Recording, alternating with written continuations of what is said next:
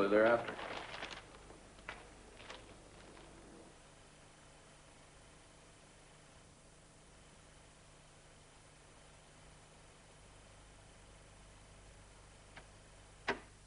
Well, Major, one good theory does not necessarily make a positive.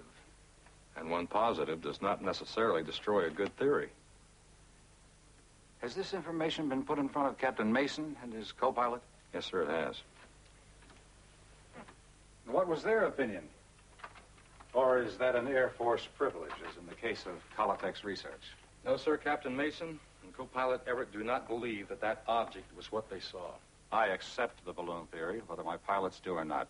Now, how does that sit with you people? Sir, we appreciate your position. And in a sense, maybe you can appreciate ours. All right. What do you people think really happened up there?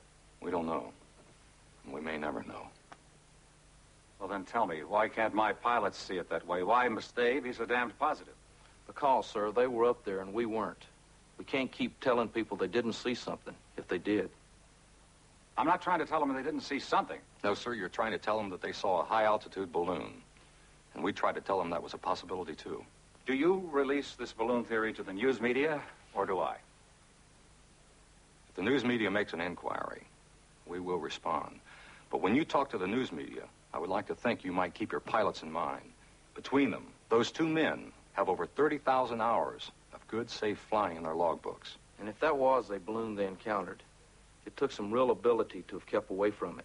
If they hadn't, you could have a 57-passenger, plastic-wrapped coffin on your hands. Where'd you ever get the idea I was going to fire them?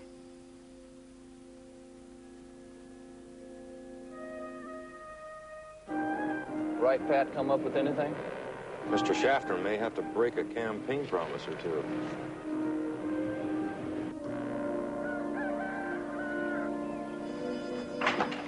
I am writing to the Congress of the United States about this. I don't care what your laboratory says. Nobody calls me a liar. Look at that rifle. Just look at that rifle. Do you think it got that way because it wanted to? No, sir, it did not. That space machine did this, and I'm going to see to it that the Air Force doesn't cover it up. And Peterson, that kid of yours is as big a liar as they are. I'm saying goodbye, but you are going to hear from me.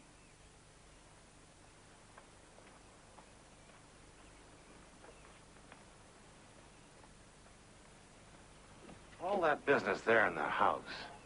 Would you mind going over that again? According to our laboratory technicians, a blowtorch was used to burn the paint off the hood of his car.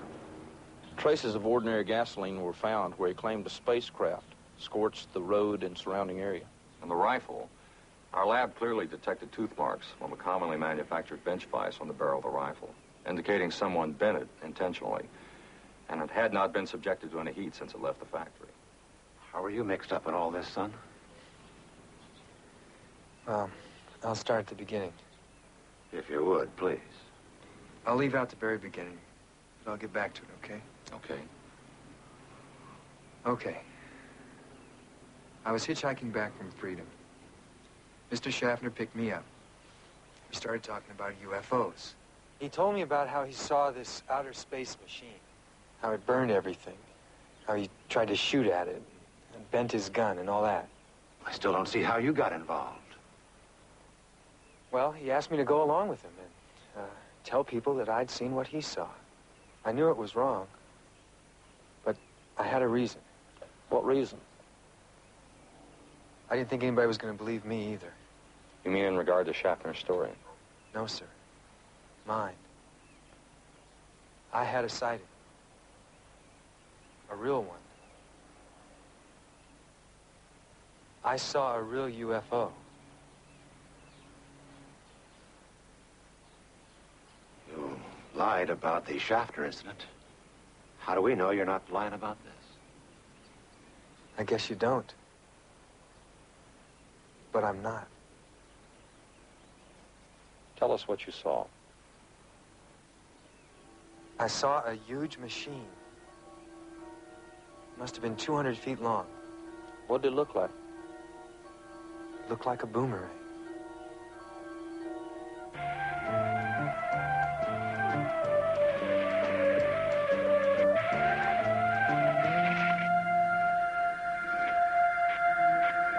Yeah.